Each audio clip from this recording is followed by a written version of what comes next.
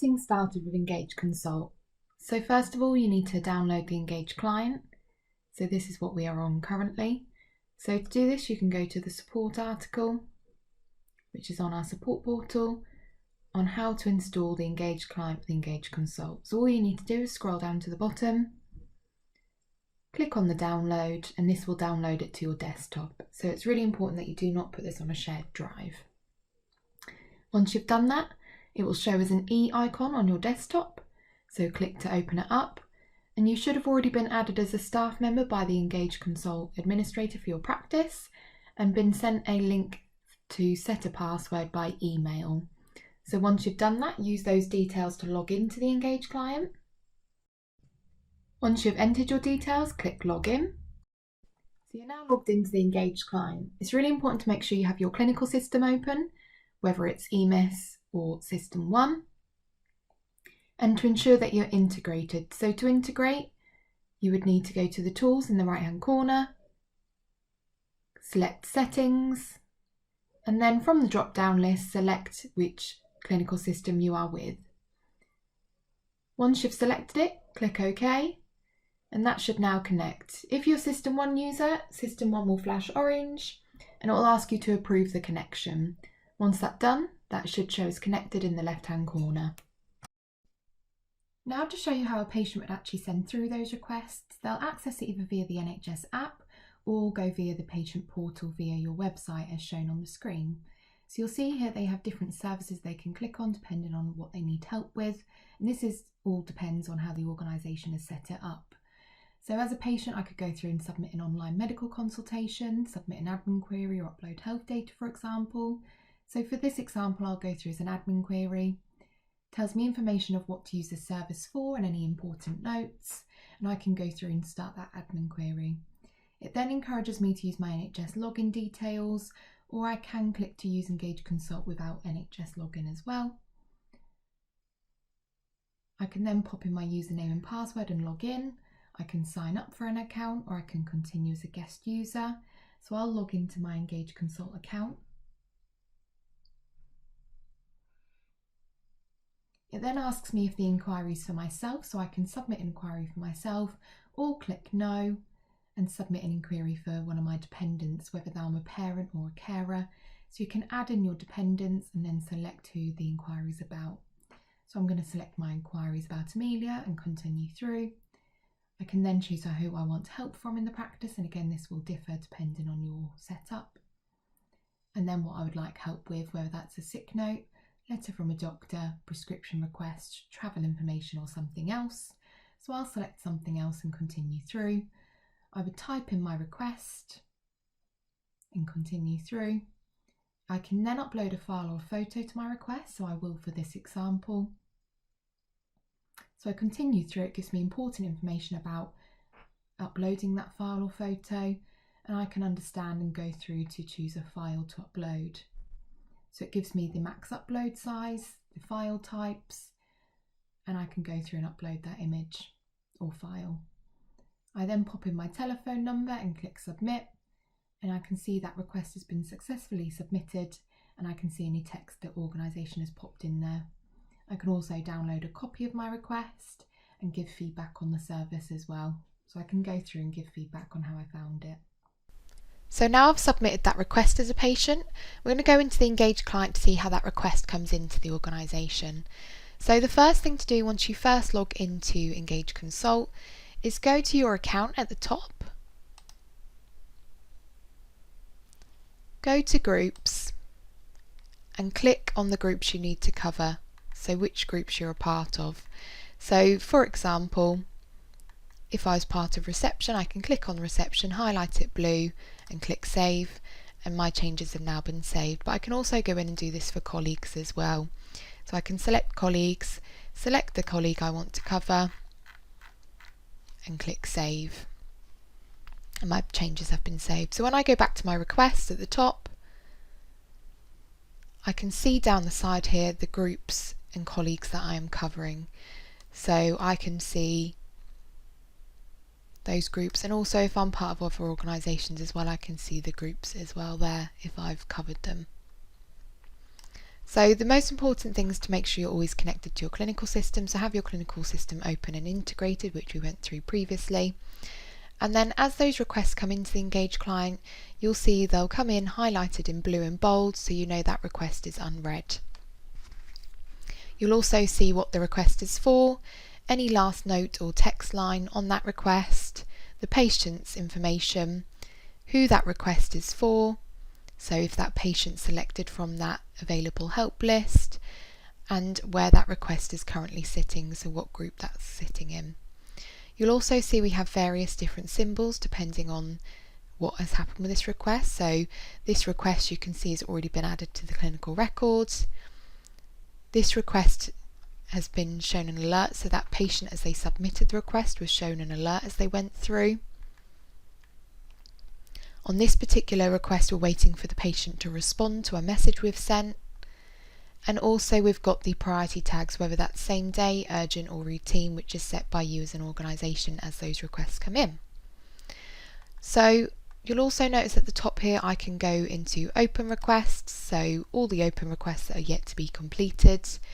I can go and see completed requests, so if I completed a request by mistake I can go in and reopen that request, or I can see a list of all requests that have come into my organisation.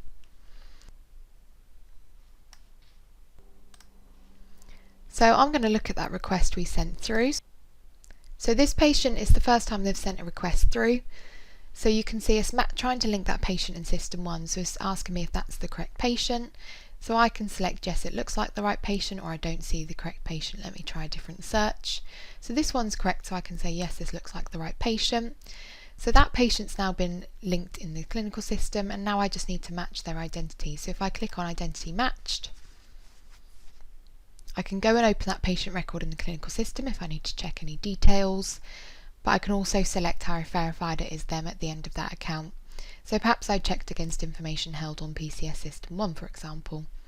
I can then click I've confirmed that identity, and you can see it turns it green to say that identity has been verified. So the next time this patient sends through a request, I won't have to do that because it will remember I've already done that for that patient. So then we can scroll down and so we can see the patient's information. I can go and open that patient record in the clinical system if I needed to, and I can scroll down and see the information that patient has submitted. So I can see that free text comment they popped in, and I can see the attachment they added as well. You'll see here it says two-way messaging enabled, and that's highlighted in green.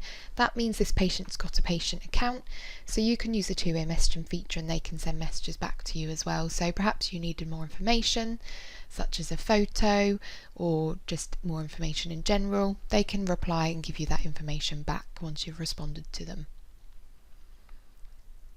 So once I've looked through the request, I can either look at the full request, go into the request details and see the patient's details, but also the inquirer's details. Or I can click on these tabs at the top to go into particular parts of this request. So for example, if there was any notes on this request, I could go in and see previous notes, or I can go in and add a note. So I can either use one of my message templates, or I can type in my note here.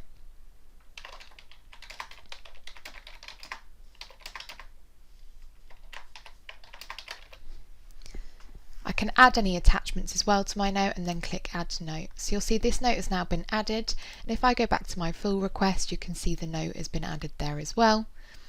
I can go in to message that patient, so perhaps I needed more information or another photo. I can go in and again either use my message template, or I can go in and type a message. And again I can add attachments to that message as well. Once I'm happy with that, I can click Send. Yes, I want to send that message to the patient, and they can then respond to me. So until I send that first initial message, they cannot respond on that request. And again, they have to wait for you to respond before they can respond again. And again, if I go back to full request, you'll see that message has been added to that full request. I can go in and just look at those attachments that were added to the from the patient or sent to the patient. And I can go also into the readings tab. So let's say this patient had sent through health data or answered a particular questionnaire. You'll be able to see readings that have came through from that questionnaire, but also see previous ones as well if they've answered that questionnaire or sent through that health data before previously. And then at the end we have the audit logged, so anything I've done to this request is logged, so you can come in here and see who's viewed that request, who matched and verified them, for example, so you get an audit log of everything that's happened with this request.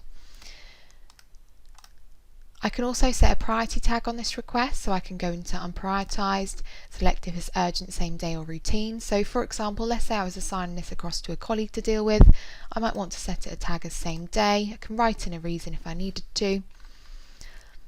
So I set that priority to same day. I can then go into action, click assign to, and assign this to a particular group or colleague. So for example, if I wanted to assign this to Abe Jones for them to deal with, I can click save. It takes me out of that request. You can see that request is now marked unread again. So if I was Abe Jones, I could click into my requests into my group and I can see those requests that have been assigned to myself. So I don't have to look in the all inbox. I can go into these particular inboxes and groups and colleagues to see the requests that have been assigned to them. So if I then clicked back into that request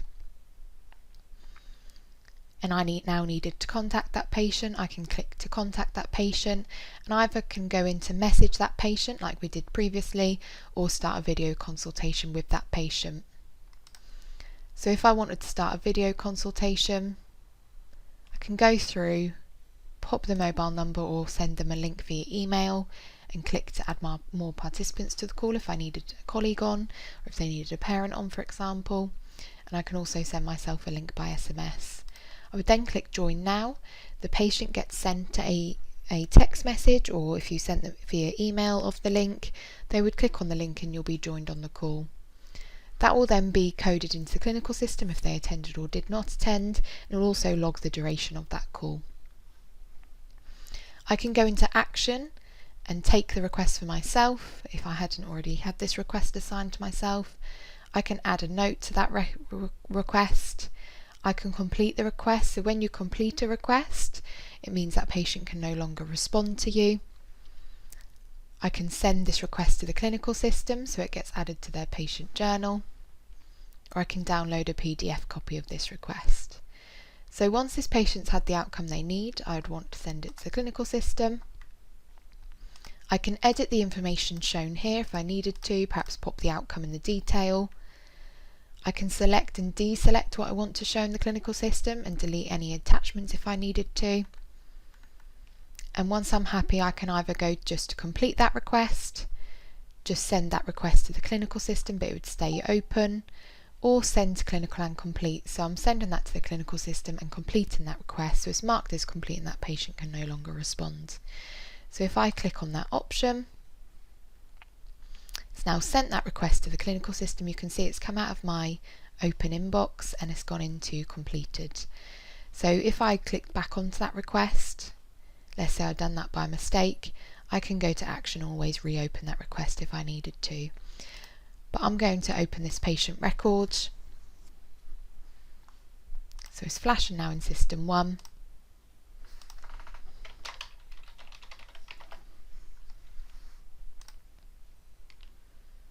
You can see that was uploaded to the clinical system, and again this depends how you've selected how it shows in the clinical system, and you can see that attachment was added as well, so it's SNOMED coded as an online consultation.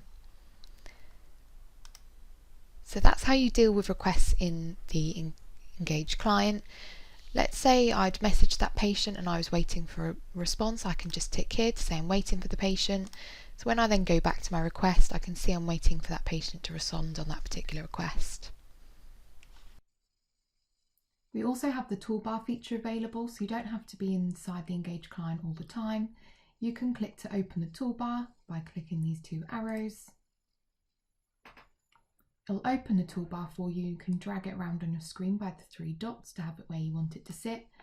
And if I had any requests that I had not dealt with from those groups I covered, it would show in a little red bubble here how many I've got to come in and deal with. So I can keep an eye easily on those requests I need to deal with. If I reopen the client, You also have the option to add a filter to those requests. So let's say I was in the all inbox, for example, I can go to filters and select filters and choose what I want to filter these requests by. So for example, I might want to filter by if I'm waiting for the patient to respond and if that patient was shown an alert as they went through. So I'm going to put yes, they were shown an alert, but no, we're not waiting for the patient to respond to us. Click apply. You can see now it's filtered my list, so all the ones that have seen an alert has come up first for me to deal with. And then I can also go into order that by, so I might order that by priority too. So it's bringing up again all the ones that have been shown an alert, and any that have been set in a priority tag, it would go into urgent, same day, and then routine. I can also filter that even further by when it was received and when it was updated. If you need any help, please email training@engagehealth.uk. You can book in for one-to-one training sessions, group training sessions, and we hold monthly webinars as well. So please email to find out more information.